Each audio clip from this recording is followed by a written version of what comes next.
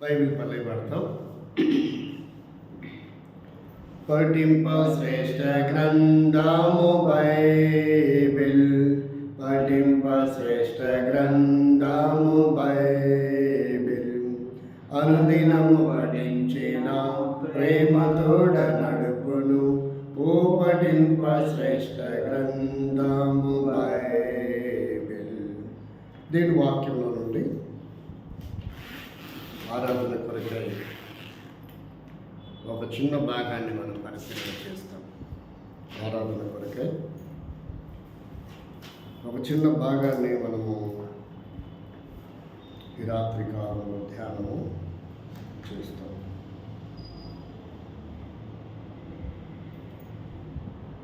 సత్యవేద గ్రంథం బైబిల్ నుండి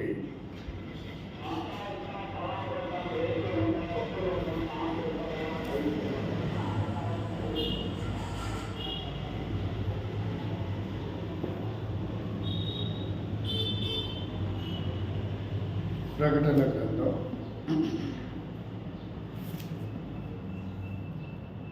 ప్రకటన గ్రంథం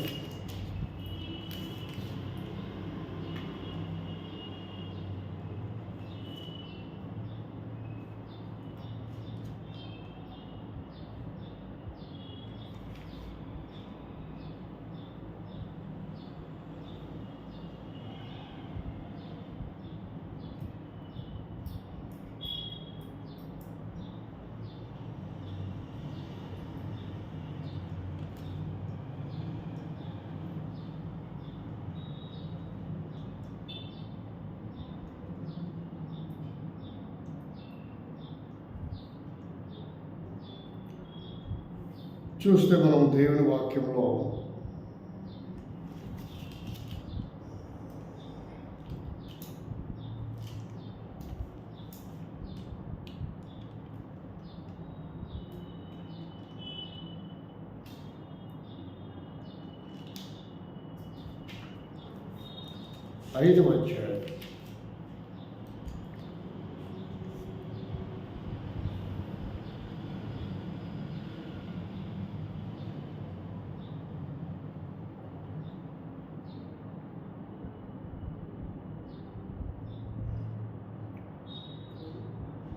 ఐదు అధ్యాయం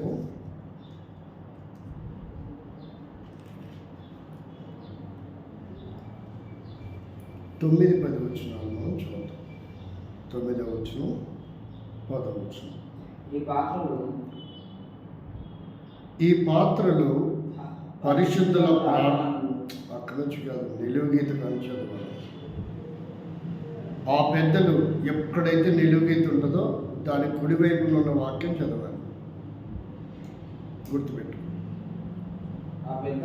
ఆ పెద్దలు నీవు ఆ గ్రంథమును తీసుకొని దాని ముద్రలను విప్పుటకు యోగ్యుడవు, నీవు వధింపబడిన వాడవై నీ రక్తమిచ్చి ప్రతి వంశంలోనూ ఆయా భాషలు మాట్లాడు వారిలోను ప్రతి ప్రజలోను ప్రతి జనములోను దేవుని కొరకు మనుషులను కొని మా దేవుని కొరకు వారిని ఒక రాజ్యముగాను యాజకులుగాను చేసితివి గనుక వారు భూలోకమందు ఏలుదురని క్రొత్త పాట పాడుదురు.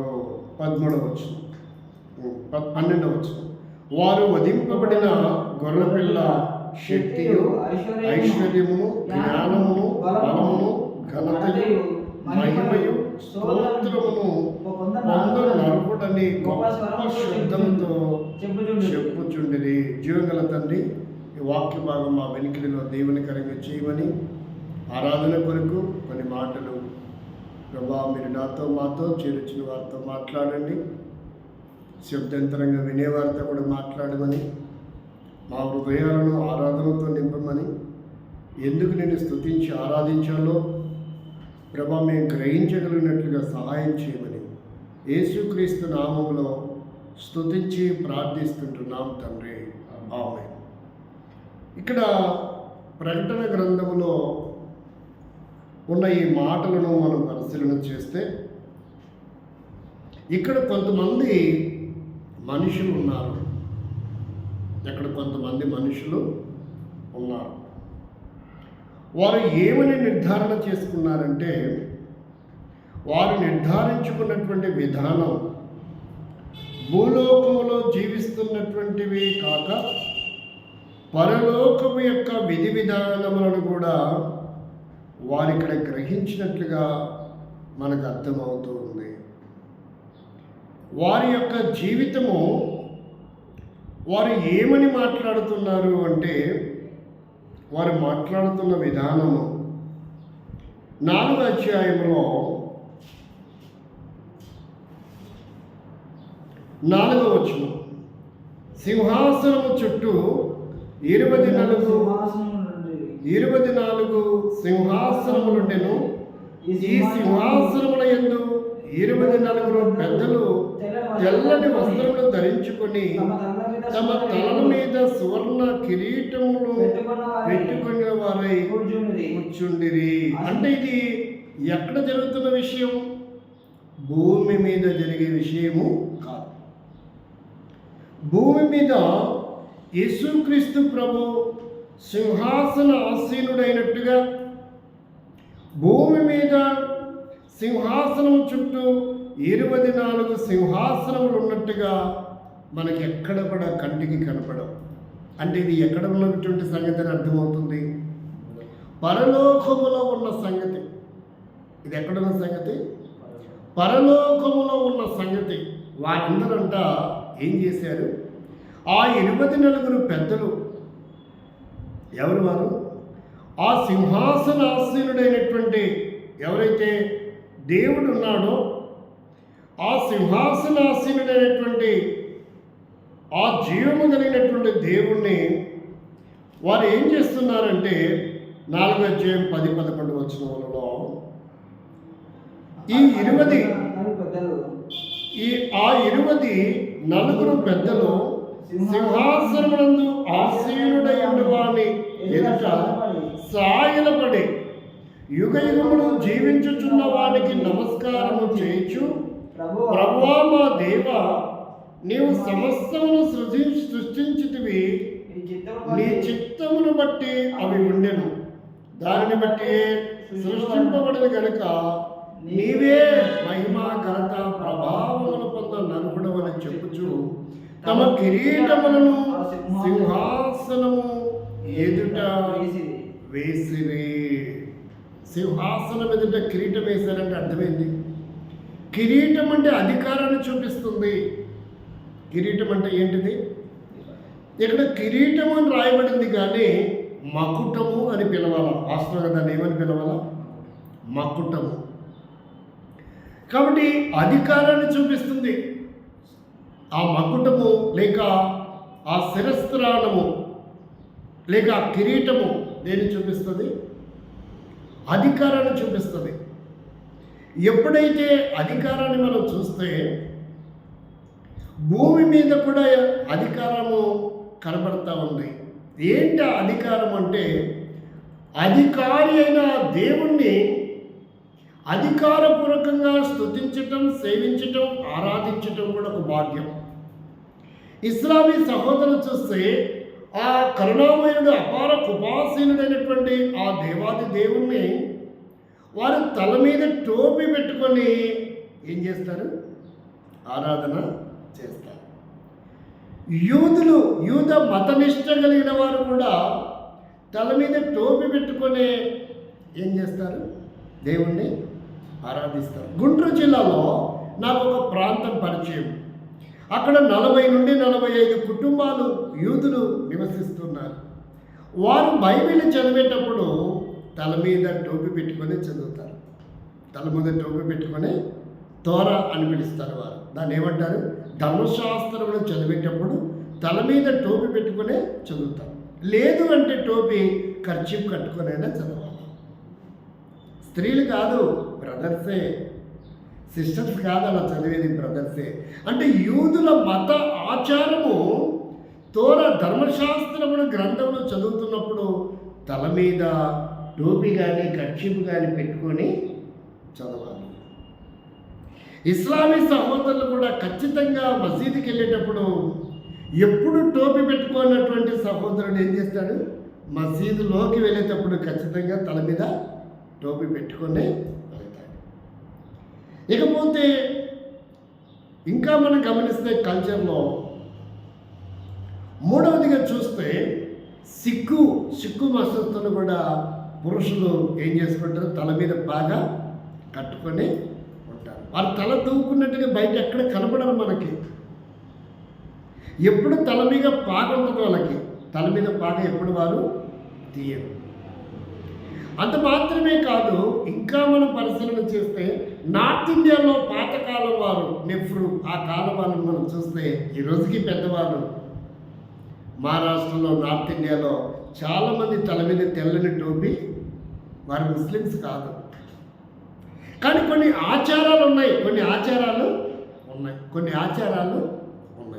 అయితే పరలోకములో ఉన్నటువంటి ఆ సృష్టికర్త అయినటువంటి దేవాది దేవుని ఎదుట సింహాసన ఆసీనులైనటువంటి వారు ఏం చేశారంటే ఆయన ఎదురుగా ఏం చేశారంట చూడండి, ఆయన ఎదురుగా వచ్చి ఏం చేశారంటే 10వ వచనం, 4వ అధ్యాయము 10వ వచనం, ఆ 24 పెద్దలు సింహాసనమునందు ఆసీనుడైన వారిని ఎదుట సాగిలపడి యుగయుగములు జీవించుతున్న వారికి నమస్కారము చేయించు, ప్రభువా మా దేవా నీవు సమస్తమును సృష్టించితివి. ఏం చేసినారు, సృష్టించితివి అని చెబుతూ కిందికి వచ్చే వరకే మహిమ ఘనత ప్రభావములు పొందన్నారు కూడా అని చెప్పుచు తమ కిరీటములను ఆ సింహాసనం ఎదుట వేసిరి. అంటే ఇలా అధికారము ఆయనను చూసినప్పుడు ఏమైందంట, నేల మీద పడవేసేదానికి పనికొచ్చింది. వీళ్ళ అధికారం దేనికి పనికొచ్చింది, ఆయనకున్న సార్వభౌమ అధికారాన్ని చూసినప్పుడు వీరి సింహాసనము మీద నుంచి వీరి తల మీద ఉన్నటువంటి ఆ కిరీటాన్ని ఏం చేశారంట, మనం హెల్మెట్లను సంకలు పెట్టుకుంటాం, చేతులు పట్టుకొని తిరుగుతాం. వీళ్ళు ఏం చేశారంట, కిరీటమును ఏం చేశారు,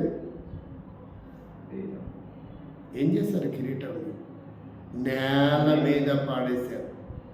అంటే దేవుని యొక్క అధికారము ఆధిపత్యము ఆయన ఎదుట వీళ్ళ అధికారాలు లెక్క లేకుండా పోతూ వచ్చినాయి. విలువలేనివిగా మనం దేన్ని పడేస్తాం, డిస్పోజల్ పడేస్తాం. టీ తాగిన తర్వాత ఏం చేస్తాం, పడేస్తాం. అంటే డిస్పోజల్తో సమానముగా వీరి అధికారంతో కూడిన కిరీటములను ఏం చేశారంట, నేల మీద పడేశారు. ఏం చేసి ఆయనకు సాగిలపడ్డారు. సాగిలపడి మ్రోకెదము సత్యముతో ఆత్మలో మన దేవుని,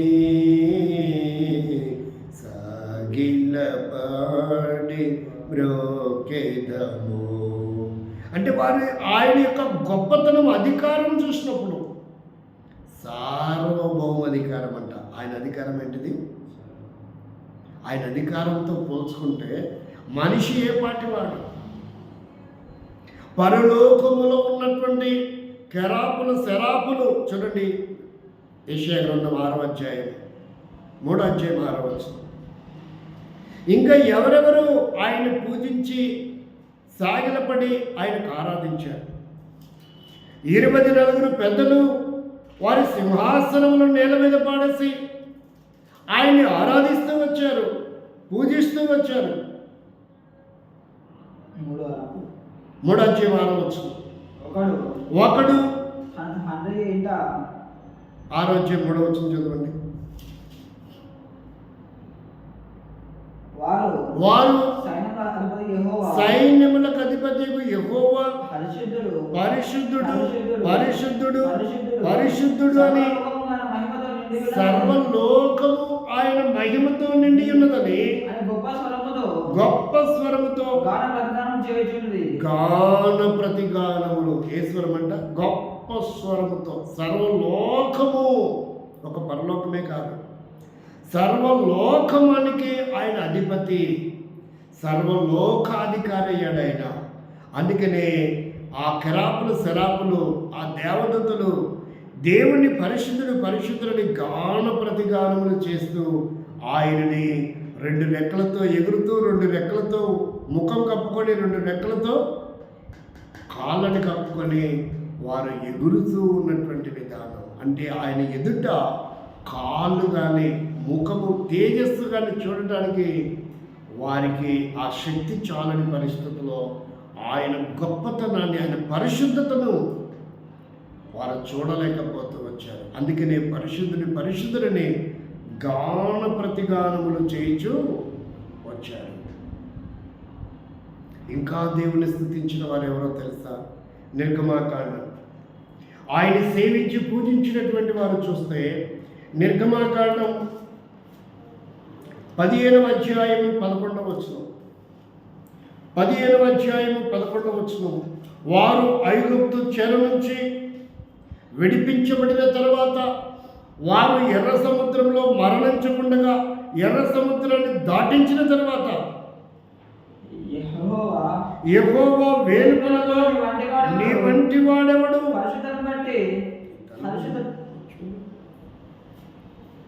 మనకు వాళ్ళకి ఇష్టమంటే మనకి గ్రహింపు ఉండాలి. మనకి వెంటనే ఏం చేస్తున్నామో కాన్షియస్లో ఉండాలి. యెహోవా వేలుపులలో నీ వంటి వాడెవడు? పరిశుద్ధతను బట్టి నీవు మహనీయుడు. ఏంటంట? పరిశుద్ధతలో ఆయన ఎలాంటి వాడు? మహనీయుడు. ఆయన లాంటి వాడు ఇంకెవడు?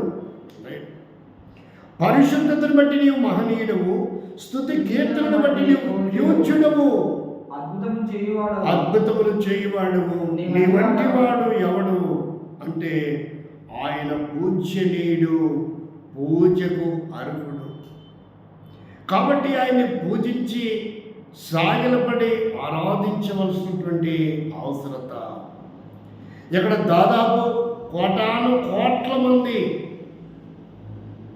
వారు ఐగుప్తు బానిసత్వం నుండి మోషే ద్వారా వారు విడిపించి ఎర్ర సముద్రాన్ని దాటించిన తర్వాత, కాబట్టి ఐగుప్తు బానిసత్వంలో నీవు నేను మనము జీవిస్తున్నప్పుడు వారిని మోసే ద్వారా విడిపించిన దేవుడు మన విషయములైతే ప్రభువైన యేసుక్రీస్తు వారే లోకము, పాపము, చీకటి, అంధకారం, దుష్టత్వం, కుళ్ళు కుతంత్రాలు, త్రాగుడు, వ్యభిచారము, ఎన్నో దౌర్భాగ్యకరమైన జీవితాలు, చీకటి కార్యాలు చేస్తున్నటువంటి ఈ లోకము నుండి యేసుక్రీస్తు శిలువ మరణము ద్వారా మనల్ని కూడా ఈ పాపము నుండి విమోచించాడు, విడిపించాడు.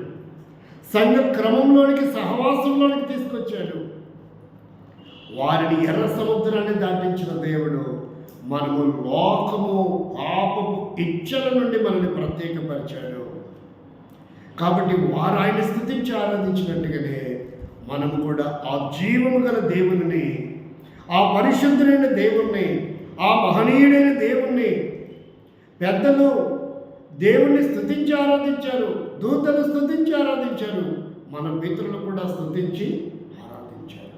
కాబట్టి ఈనాడు ఆ గొప్ప దేవుణ్ణి నీ కొరకై, నా కొరకై ఆ పరలోక వైభవాన్ని ఎదుర్కొని రిక్తుడుగా, దీనుడుగా, స్వరూపముల సొగసును కోల్పోయి 10,000 మందిలో గుర్తింపదగిన ఆ దేవాది దేవుడు ఆయన వికారుడవుతూ వచ్చాడు శిలువ మరణం ద్వారా. ఏ నేరము చేయని ఆయన చేతుల్లో మేకులు, ఏ నేరము చేయని తల మీద ముళ్ళ కిరీటం, ఏ నేరము చేయని అన్యాయపు తీర్పు, ఏ నేరము చేయని ఆయన శిలువ మానం రోయటం, కొరడాదెబ్బల చేత కొట్టబడడం, మేకులు కొట్టబడి భూమికి ఆకాశం మధ్యలో రాణి మీద వ్రేలాడదీయబడడం, డొక్కలో బల్లెపోటు 7 మాటలు మాట్లాడి చివరి రక్తపట్టు తారపోసి చనిపోయి సమాధి చేయబడి మృత్యుంజుడవుతూ వచ్చాడు. ఎవరి నిమిత్తం అంటే నిన్ను నన్ను ఈ లోకం ఐగుప్తని పాపము నుండి విడిపించడానికి. ఆ పరిశుద్ధుడైన దేవుడు ఏ పరిశుద్ధత లేనటువంటి నీ కొరకు, నా కొరకై ఈ లోకానికి అనుదించాడు.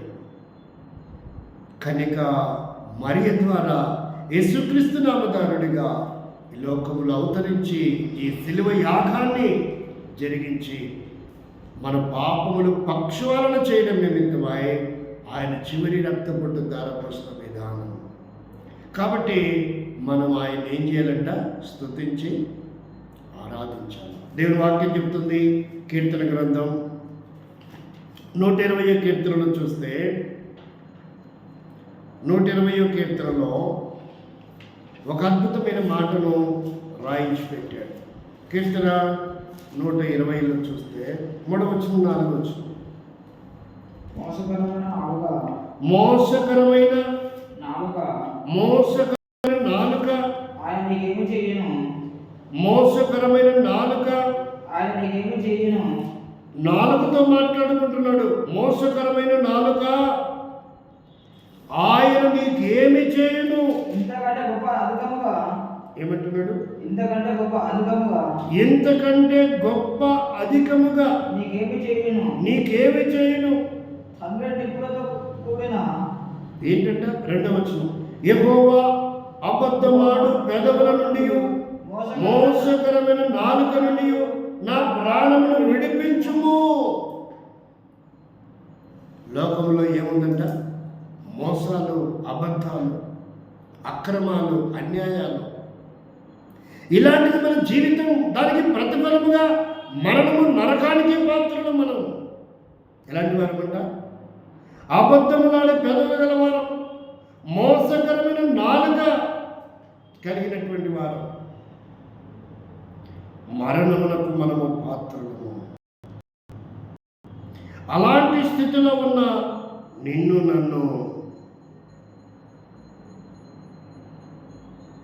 నన్ను విమోచించాడు, విడిపించాడు. దేవుని వాక్యం చెప్తున్న మాట చూడండి. దేవుని మాట మనకు జ్ఞాపకం చేస్తున్నటువంటి విధానం ఏంటంటే, దేవుని వాక్యంలో ఈ లోకంలో ఉన్న మనుషులు ఎలాంటి వారు? లోకంలో అబద్ధములు ఆడే పరిస్థితి ఉంది, మోసకరమైన నాలుక కలిగిన వారు, మోసాలు చేసేవారు. మరి ఈ లోకంలో ఉన్న మనుషులు ఎలాంటి వారు? 124వ కీర్తన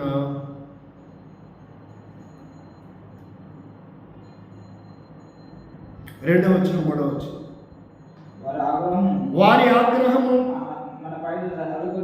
మన పైన రగులుకొనినప్పుడు యెహోవా మనకు తోడై ఉండని ఎడల వారు మనను ప్రాణముతోనే మృంగివేసేయుందురు. ప్రాణాలతోనే మృంగివేసేయుందురు అంటే బ్రతికే అర్హతని లేకుండా చేసే విధానం.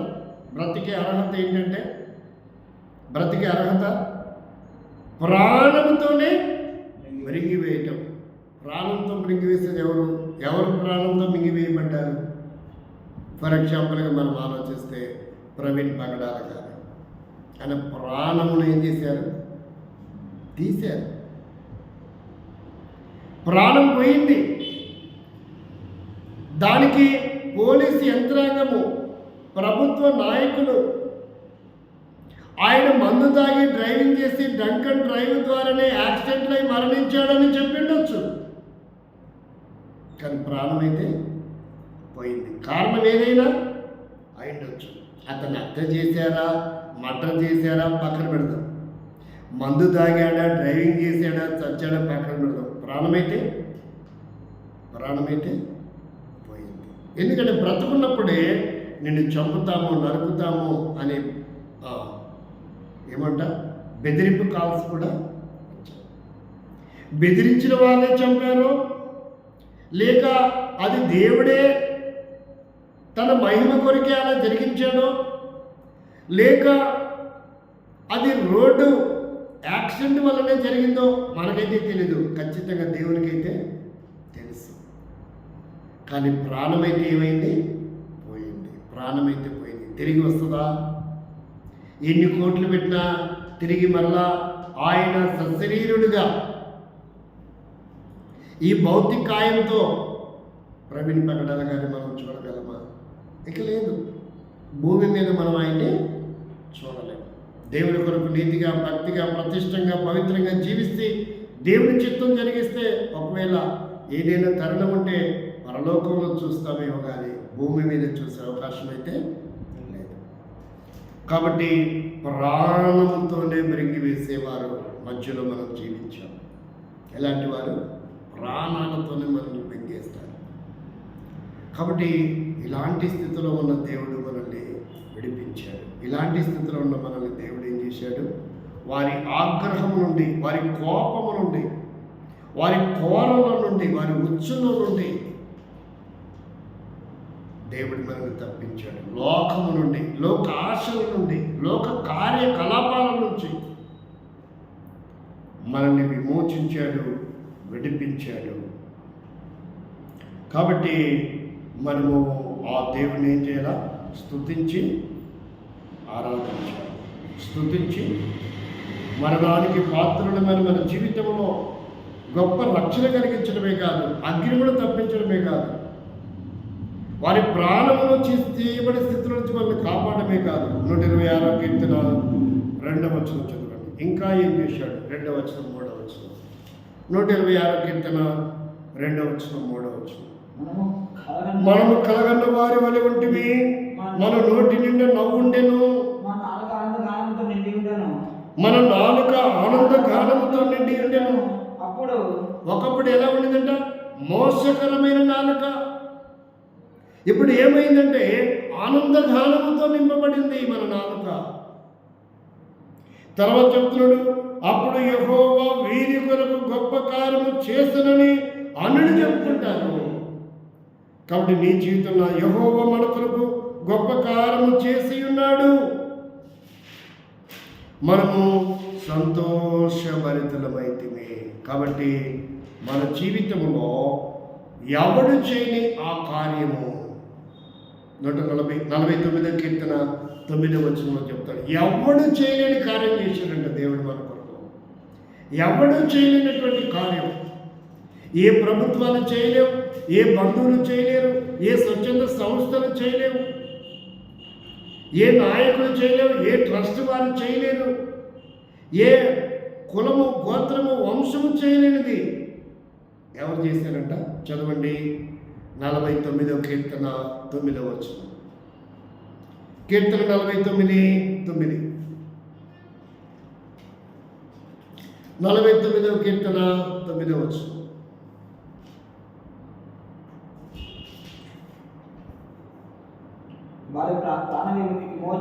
వారి ప్రాణ విమోచన ధనము బహు గొప్పది, అది ఎన్నటికీ తీరదు. 8వ వచనం చదవండి. వారు నేను ఆగానంటే నువ్వు చదువని అర్థం. వాడు కుళ్ళు చూడక నిత్యము బ్రతుకున్నట్లు వాని నిమిత్తము దేవుని సన్నిధిని ప్రాయచిత్తము చేయగలవాడెవడు లేడు. అంటే ఏ గోత్రమైనా, ఏ వంశమైనా, ఏ యుగంలో పుట్టిన వాడైనా పాపములకు ప్రాయచిత్తము చేయగలిగిన వాడెవడు లేడు. కాబట్టి అది గ్రహించారు కనుక ప్రకటన గ్రంథం 5వ అధ్యాయంలో 9వ వచనంలో వారిలా పలుకుతా ఉన్నారు. 5వ అధ్యాయం 9వ వచనంలో ఏమంటున్నారంటే, ఆ పెద్దలు నీవు గ్రంథమును తీసుకొని దాని ముద్రను విప్పుటకు యోగ్యుడవు, నీవు వధింపబడిన వాడవై నీ రక్తమిచ్చి ప్రతి వంశములోను, ప్రతి భాషలు మాట్లాడే వారిలోను, ప్రతి జనములోను, ప్రతి ప్రజలలోను, జనములోను దేవుని కొరకై మనుషులని కొన్నాడంట. ఏం పెట్టి కొన్నాడు? ఏం పెట్టి కొన్నాడు? రక్తం ఇచ్చుకున్నాడు. ఏం పెట్టుకున్నాడు? రక్తం ఇచ్చుకునేవాడు ఎవరు లేడు. వెండి బంగారం ఇచ్చి డబ్బు ఇచ్చుకుంటారేమో కానీ ఏం పెట్టుకున్నాడంట? నరకానికి, అగ్నిగుండానికి వెళ్ళవలసిన నిన్ను నన్ను ఏం పెట్టుకున్నాడంటే క్రయధనము. ఎవడు చేయలేడు ఏ విధము చేతనైనా. కాబట్టి యేసుక్రీస్తు ప్రభువారు తన చివరి రక్తబట్టు నీ కొరకు, నా కొరకు ధారపోసి ఆయన విలువ పెట్టి మనల్ని కొన్నాడు. కాబట్టి మనం ఆయన స్తుతించి ఆరాధించాలి. అట్టి అనుభూతి దేవుడు మనకు అనుగ్రహించును గాక. ఆమె ఆరాధించండి.